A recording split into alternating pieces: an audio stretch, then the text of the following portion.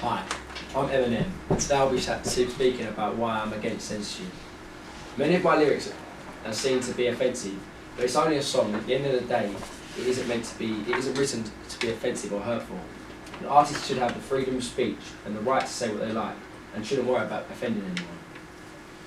For example, one of my lyrics is, "I'll slit your motherfucking throat."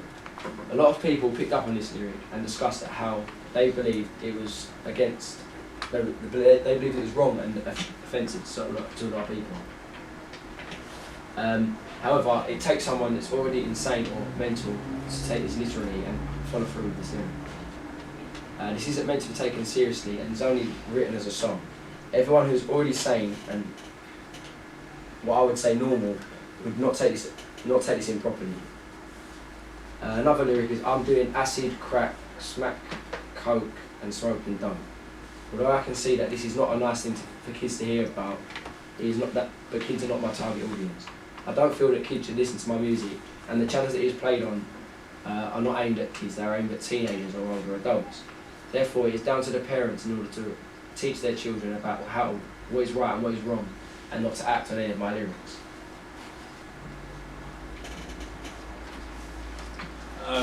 I'm Eminem's record label, and I'm against censorship. We released his Marshall Mathers LP on September 11th, 2000, and we were criticised as some of his lyrics were shamed as vile and disgraceful. On his first track, "Kill You," it described his opinion of being raised by a single mother.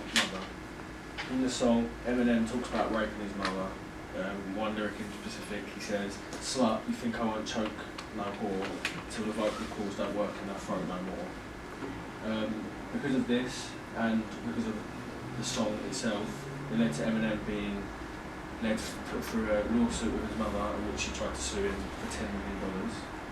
However, as his record label, Shady Records, we helped him through this period. We were able to settle the dispute with his mother.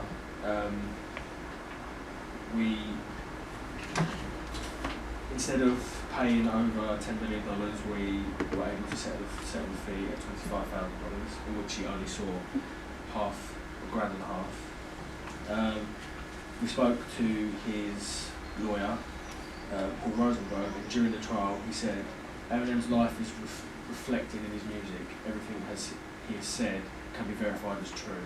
Truth is an absolute defence to a claim of defamation. This lawsuit does not come as a surprise to Eminem.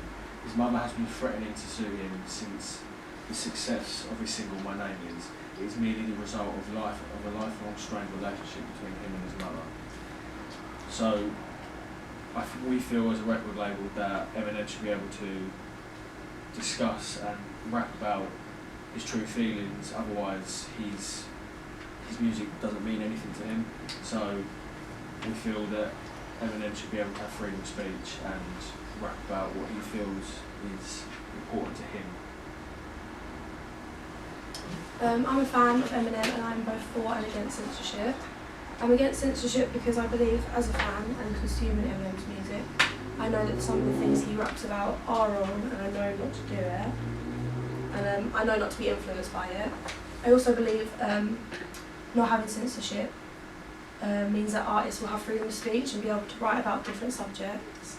And also this will help them raise awareness for certain topics, such as rape, which Eminem does discuss in songs, such as one with Dr. Dre. However, how he says it can be seen as controversial, as the debate around rape is still very touchy for people. For example, in North Carolina, a law states that if someone first consents to sex, but then during says no, it is not counted as rape. And of course, people need to be made more aware of things like this and stuff that's happening in the world. So yeah, I'm both for and against censorship because I know that it's wrong to not listen, to not be influenced by artists and what they're saying, but I also think it's a beneficial thing because it can raise awareness. I'm also a fan of Eminem and I agree and disagree with censorship. Eminem has come up with some disgusting lyrics in his songs And there's one, excuse the profanities. My stepfather said that I sucked in the bed till one night he snuck in and said, we're going out back, I want my dick sucked in the shed. And then he goes on to say, can't we just play with Teddy Ruskin instead? After I fuck you in the butt, get some head. And then, like, it's sort of a relatable thing for children because of the Teddy Ruskin and how it's, like, relating to how they like toys and all of that. But then it's also, like, unacceptable because it's mocking and, like, making fun of, like, abuse from, like, parents. So I feel like adults are too uncomfortable to hear it and children just, like, shouldn't hear it at all because it's just something, like, especially if they're going through it, it's just a horrible thing to hear. And if they're not going through it, I don't think young children should be exposed to stuff like this. And then, although people do believe that music isn't an influence in people's choices, Eminem has been criticised by a coroner over the death of a teenage boy called David Hercombe. And David left a suicide note and had written, "Anyway, got to go, miss my train, see you all in hell," and it's from Eminem's song Rock Bottom. And David himself, like, died from throwing himself in front of a train. So it's, like, solid evidence that Eminem's music can influence people's actions, and especially in something as bad as suicide. So in that case, I think censorship should be considered and should be used because it can put people at harm and influence their decisions. But then it can also be argued that even if you do censor this, like, people can find it anyway. Like, David could have had access to it online, other people could do this. Like, it's not that hard to find a censored song. So either way, kids are going to find it and they can still be influenced. So whether we, like, censor it or not, it's a bit of a waste of time because they can find it. And then, but the thing with Eminem as well is he's publicly apologised for his songs and, like, says that he didn't mean the stuff he said when he was younger. Like, for example, in his early career, Eminem wrote the song Cleaning Out My Closet, which slated his mum and mocked her drug addiction. And the song itself encouraged hatred towards parents and a form of rebellion, and also discarded the seriousness of drug abuse. But then, like, later in his career, he wrote the song Headlights, where he apologised to his mum for the things he said, and he basically tells the audience that he was being wrong and you shouldn't follow the things he says in his songs. And he says in the song, "That song I no longer play at shows and I cringe every time it's on the radio." And he says to his mum in the song, "I know it's not your fault and I'm not making jokes." So it's, like, clearly sincere and it's a very, like, deep song that any fan will understand that he didn't mean what he said. And then, so censorship doesn't necessarily need to be used because people know that the artist no longer means what they said. So it's a bit like they know not to take it seriously. Then again, this is only fans that would know stuff like this because they've heard all his music. So censorship should be considered because not everyone knows they're joking and could think it's serious. I'm a parent for censorship, and kids hear rude words in, like, the real world, and they can hear them on the street and wherever they go out. So no one can help them from hearing it. Therefore, when it can be stopped, it should be stopped. Like listening to music on the radio, it should be stopped by censorship. There's only so much protection a parent can do. Sometimes they can't stop their kids from hearing those sort of things. So censorship helps the parents stop their kids from listening to it. Kids shouldn't have to listen to it, as it can be a bad influence, as kids are highly influenced to what they hear. For example, the Jamie Bolger case, where two 10-year-old boys kidnapped, tortured and murdered a 2-year-old boy from the influence of the movie Chucky. They had the influence of the movie and then they decided to do that and they knew what they were doing. It can give kids the wrong idea of what they can say at a young age. For example, Robbie Williams has a song called Motherfucker, and using that word as the song title encourages kids that they can use that word as they hear it in the song. Lyrics can be a trigger for children as they can hear the artist that they admire sing about something alarming, and because it's that artist singing it, they would think that it's acceptable. It limits the amount of exposure to sex, drugs and violence at a young age, as kids shouldn't have to hear about those things at such a young age when they can learn about it when they're older and more and they understand it more.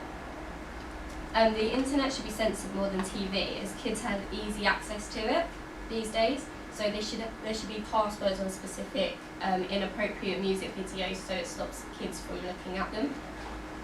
Eminem references rape in Rap God, and this can make kids that don't understand that rape is wrong think it's acceptable because Eminem says it in his song. He also says, "Don't be a retard," in the same song, and it's an offensive term which can make younger children think that they can say it. Marilyn Manson songs are really inappropriate for kids to listen to, and it also led to a school shooting because kids were listening to his songs. I'm also a parent for censorship, and I believe in censorship because we should protect our children to the best of our abilities and not let them promote these disgusting topics. They may have access to the internet or social media and otherwise access this type of music and content, but it doesn't hurt to protect them to the best of our ability. Eminem, you said, "I never raped no girl, I never shot nobody, and I was listening to NWA, 2 Live Crew and Ice-T. No one's accusing you of rape or shooting anyone, but it has clearly influenced you to use lyrics such as, condom on my dick, of course it is, this bitch don't know what abortion is, so I can't come in her fucks like a porn star. I don't know about you, but this is not how I raise my kids to refer to sex, and especially not to women."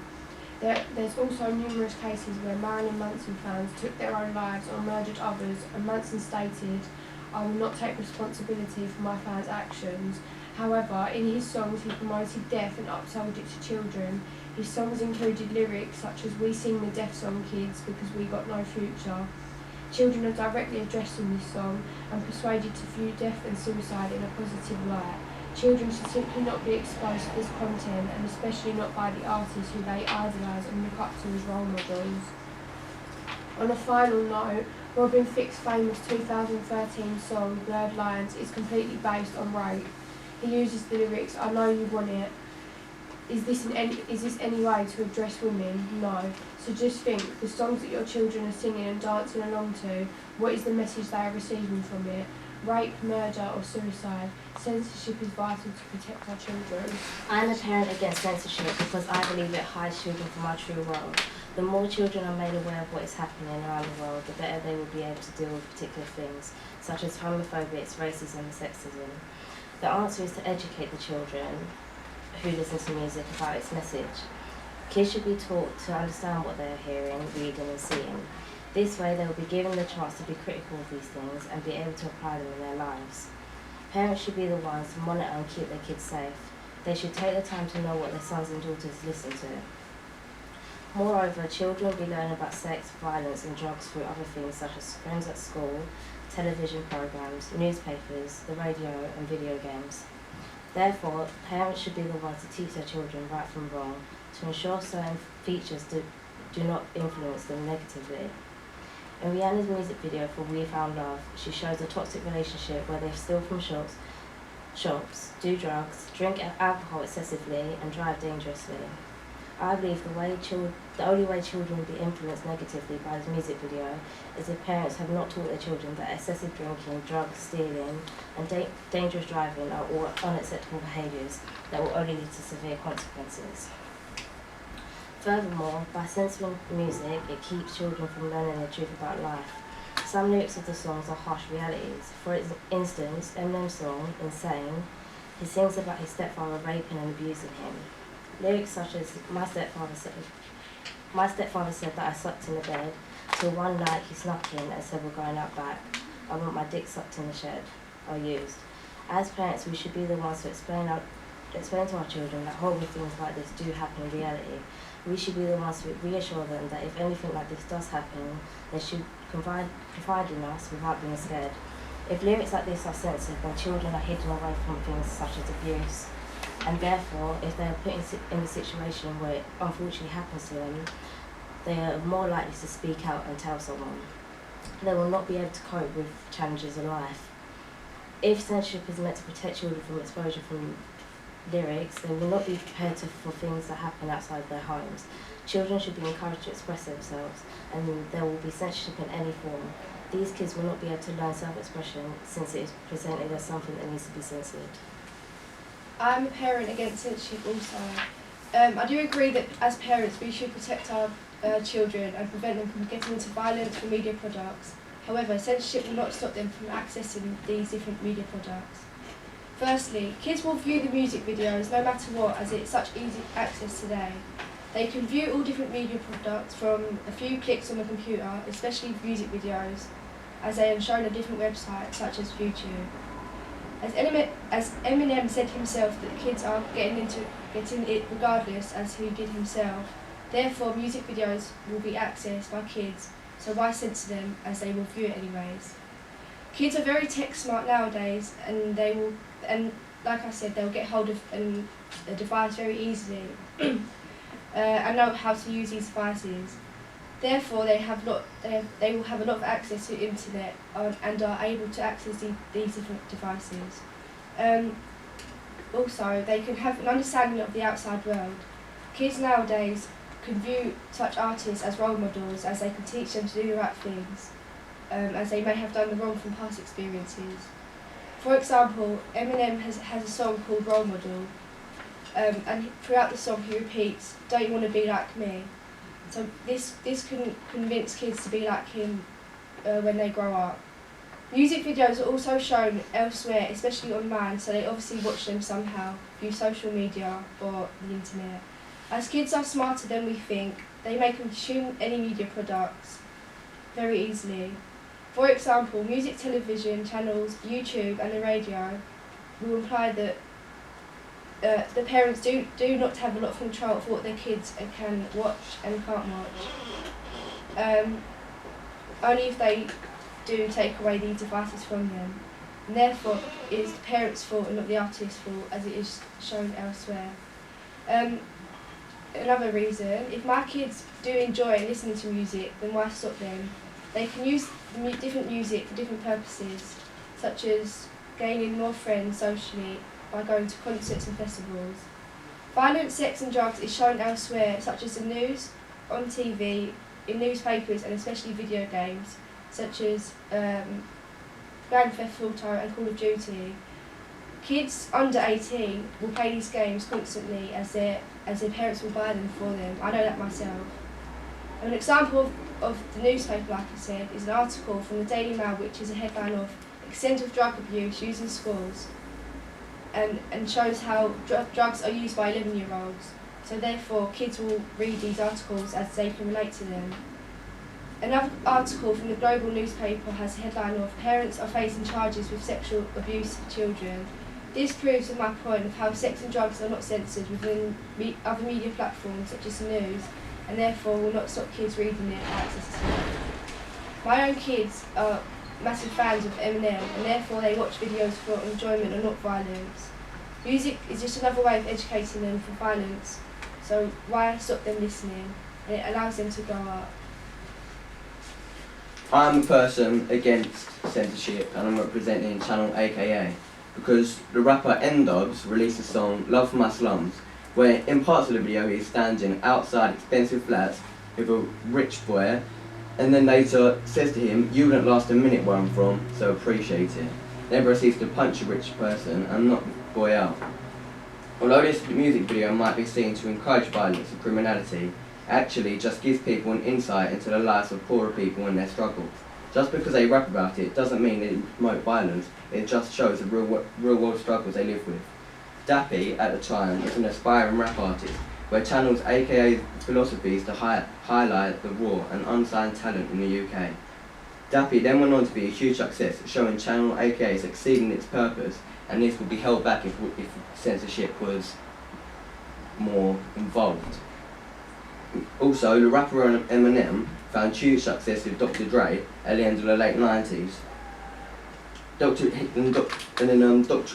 the success of Dr. Dre, Eminem went to be like a massive success, and I feel this wouldn't have been helped if it wasn't for Channel AKA promoting Eminem. Yeah, done. I'm a representative for a British radio station, BBC Radio 1. Many music videos, but mainly songs, are banned from the BBC that are deemed inappropriate and are therefore not played pre-watershed and maybe not played at all. A lot of parents, adults and radio TV stations are against inappropriate content or language, so therefore have rules in place to keep everyone happy. The BBC are a family TV radio station, playing mainly family mainstream TV shows and songs, pre-watershed, while also beeping out words and banning inappropriate songs on air. Radio doesn't have an official watershed, however, when children are listening, it is taken into consideration when, for example, school holidays and school runs, and edited versions of songs are played, meaning no strong language or violent or sexual content. An example of when BBC Radio 1 censored a song was in December 2007. The song was The Pogue's Fairy Tale of New York. The BBC said that we are playing an edited version because some members of the audience might find it offensive, such as the lyrics faggot and old slut. However, Radio 2 played the full version, which is quite unusual for a more conservative radio station, and a lot of the public were not happy. Listeners thought they didn't take homophobic language as serious as racist language, calling it shameful. Someone who was for this was Peter Tatchell, who's a gay rights campaigner. He says that he doubts the BBC would take the same relaxed attitude if the song included, for example, ethnic slurs, wanting all homophobic, racist, sexist and anti-Semitic words to be treated in the same way. Some of the public were against censoring the song, on the other hand, saying it was a complete overreaction. A spokesman for the Post defended the song, saying that they found it amusing that a song that has been one of the best-loved Christmas tunes should suddenly being deemed offensive. Another person is Andrew Gillifer, who's a spokesman for Lesbian and Gay Foundation, and he was for the song. And he said he couldn't find anyone in the gay community who was offended by it, and that the word used in the song is used in different contexts in comparison to homophobic language used in rap music today. Furthermore, Ofcom is a regulator for the UK communications industries and allows the public to report, complain about issues within the fields of phone, postal services and TV and radio. Many radio and TV stations have to follow the Ofcom broadcasting code, including the BBC. An example of Ofcom assessing the code was in May 2011 with Radio 1's Big Weekend. The introduction states what language was used during the Black Eyed Peas set during Radio 1's Big Weekend, including the F word, what the fuck's going down, and this song's for all the fucking crazy people. They received one complaint from a family home viewer, however Ofcom assessed the portions the BBC took. For example, they gave the band a medium risk rating pre-performance. The presenter apologised for any strong language several times. The planned transmission time was 7:30 8 p.m. on a Saturday evening, which is a time where children were unlikely to be listening, so therefore broadcasted fully live. Emails were sent to band representatives asking for band not to swear, and the audience would have been aware of the festival atmosphere and an older audience. As a result, Ofcom took into account factors such as the nature of the service, the programme, the fact it was a live broadcast, the time of the broadcast, and the audience expectations. Overall, the BBC followed direct rules and codes in order to keep their family, mainstream audience happy pre-watershed. Any inappropriate content and language is taken into consideration and assessed by Ofcom, and that is to emphasise the audience's listening, viewing pleasure with no offence. Some listeners of Radio 1 agree with censorship, while others don't, such as fans of classic songs such as Fairy Tale of New York, and fans of other similar stations, such as Capital Extra. It plays more hip-hop, rap, grime music, which includes a lot of inappropriate content, and the listeners will not be happy to listen to bleeped band songs post-watershed. I'm a worker for MTV, and we are one of the largest music channels, and we are promoted by other channels such as Comedy Central. Comedy Central will promote MTV by having the MTV logo on the screen after a programme has ended. We are part of Viacom, which is a popular conglomerate for MTV, and it owns many channels such as Nickelodeon, Spike, MTV, Classic, Bet Networks and many more. Our brand, MTV, first went on air in 1981 with Video Killed the Radio Star. Our target audience are young adults and teens, mainly from the ages of 12 to 21. This means we have to be careful with the content we air on our channels to make sure it is suitable for the audience and their parents feel comfortable with the shows their children are watching from MTV, which is why we use censorship. As a company, we are for censorship as our target audience is made up of a young group which could be affected by certain elements within some music videos. To ensure the audience is safe and happy, and to make sure we do not put our big brand at risk, we have to make sure censorship is used on music videos with foul or sexual content. For example, we make sure before they are aired it is as safe and clean, such as swear words being replaced with other words such as CeeLo Green had to change his song title from Fuck You to Forget You.